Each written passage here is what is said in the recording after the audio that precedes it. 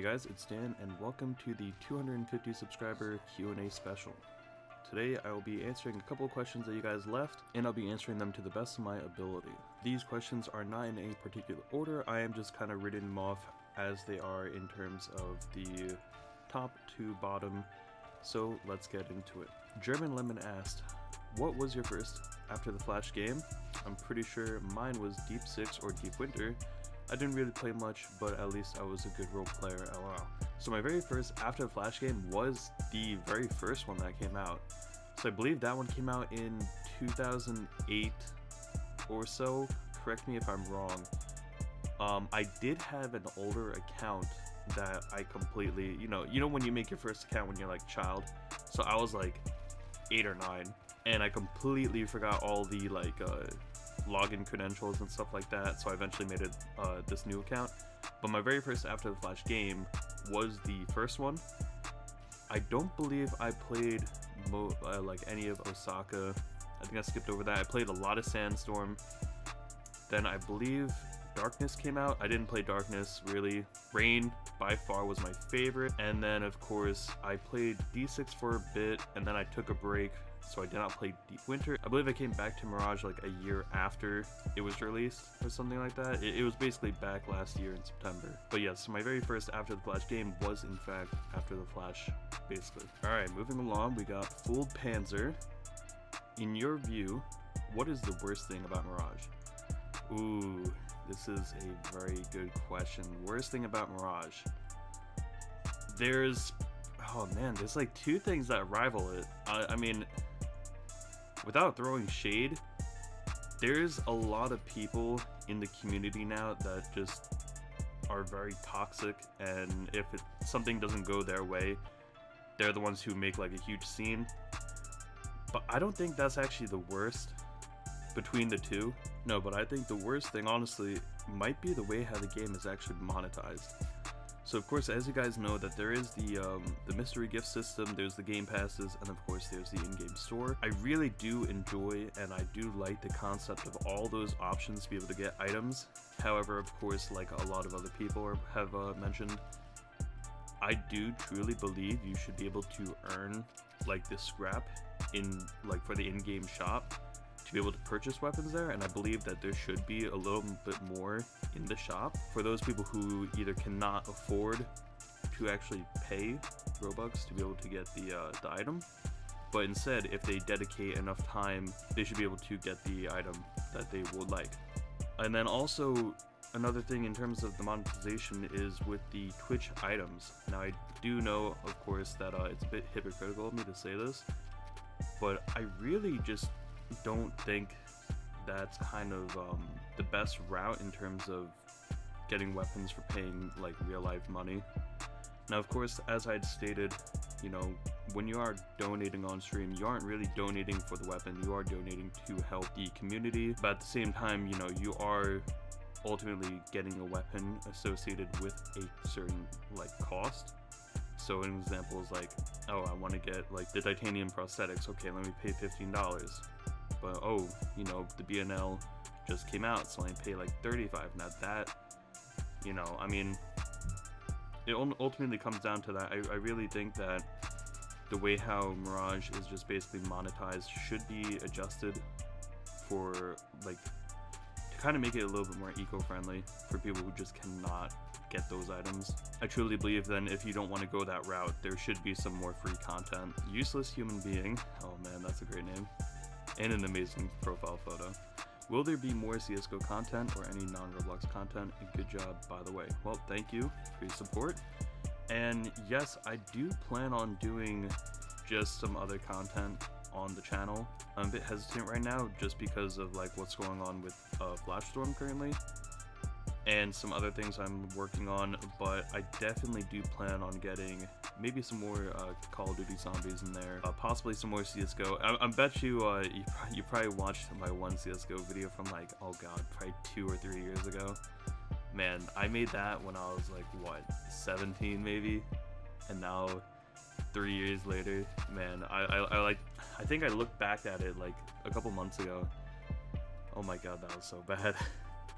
But if you enjoy that type of content, I'll definitely try to get the gang back together and see what I could do. Yeah, I definitely do plan on doing some non-Flashstorm content pretty soon. Alright, Song had asked, how do you plan your videos out? So honestly, I really don't have a plan. I don't know exactly, like, you know, I don't really just wake up and just kind of like write down like, oh, I'm going to do this and this. It's just kind of like, all right, well, if something came out, so say it's like a gift, I mean, I guess the way how I plan it out is I just like, I showcase the item, usually with music in the background. I know that like some of the videos I did, I was like talking while showing it off, and I don't think that was like amazing. I'd rather much kind of like show it off raw, and then at the end maybe give my opinion on it. Just so it's kind of like, you know, you're able to kind of just see it and just get it out there.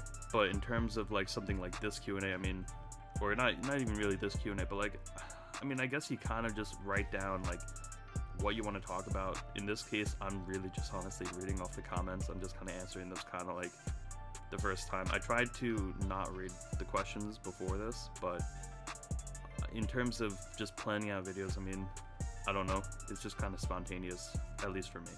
Dead Blindfish asked, do you plan to do more After the Flash content like doing roleplays? So I currently do that, kind of. So I do have a Discord server, and I will be linking it down below in the description. And recently, I believe it was like last month, my friend Grod had hosted I think it was like a Rad 8 type of event where we were kind of versing Archie. That was fun. We got a couple of people on that, and if you would like to kind of participate in that, like I said, join the Discord in the description below. And also, if you'd like to just talk to me, generally speaking, join that, because I'm probably the most active on that. I don't really check up on the Flashstorm Discord anymore because I have this one. So if you want to be able to talk to me or get in contact with me, definitely join that Discord. Link down below. Harlan Poteet, I definitely butchered that. Potite, maybe? What do you think about After the Flash Icebreaker? And do you have any After the Flash spin-offs you are planning on? So, for those who may not know, After the Flash Icebreaker is a spin-off in correlation with the Community Developer Hub, which is basically the center of community designs in terms of spin-offs, retexturing, clothing. I'll also leave their Discord down below, but it's basically a whole developer hub dedicated for Flashstorm. So basically, Icebreaker is a spin-off that takes place in Kaliningrad, Russia, next to Poland, Lithuania. It's basically taking place in like Eastern Europe. So far, if you go in game, I'd say it's definitely not ready. It's of course still a work in progress, but they are really making a lot of good strides towards making this game. So I will also leave their Discord down below if you'd like to check it out. I am not sponsored, however, I did catch sight on this, and it kind of started to interest me a little bit.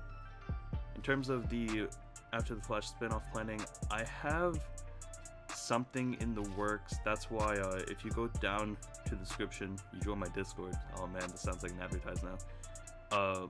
That Discord server is based off a spin-off server that I'm currently making. However, I'm not going to release any details on a video yet until I have something that's going to be kind of like worth showing, because I just don't want to announce this whole huge project and then possibly not go through with it. I feel like that would just kind of be kind of a waste of your time, and I just don't really feel like doing that.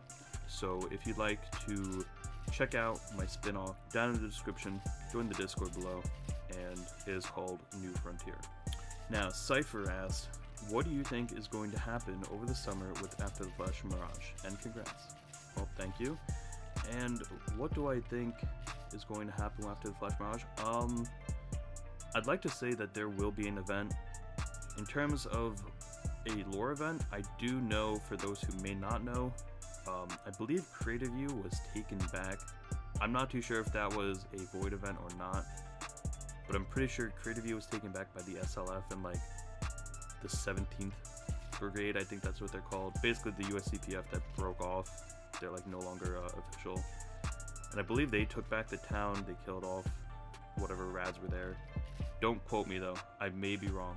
So it's a possibility that something, you know, might happen there, or most likely what's going to end up happening is there will be probably a bigger patch coming towards the end of June or beginning of July, adding in the notorious horses that were planned. We are actually still waiting for the ASR 50 back from when the new Twitch items got released. That was supposed to be an in-game store item, so I believe that might be dropping as well.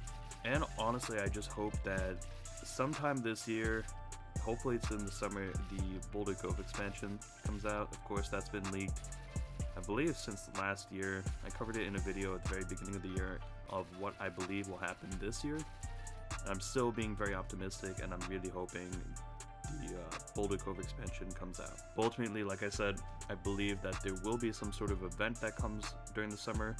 Will it be like Summer Rain? I'm not too sure. We'll have to kind of just wait and see. And with that, we are going to be finishing off the Q&A. Thank you for you guys for supporting my channel, my content. Of course, new Flashstorm content will be coming very soon. I'm not too sure if I'll have the gift video out before this video or it will be after. It will be either before or after this video. And I definitely plan on doing another Q&A. I believe I'm probably just going to end up doing these type of Q&As during a milestone, so the next one's going to be at 500. But let's see, maybe we could even get to 1000 at the end of the year. I don't think that might happen, but I'm very optimistic in you guys. So like the video to boost the analytics, share it if you'd like, dislike it if you did not like my responses. I hope you guys all have a wonderful day. Take care.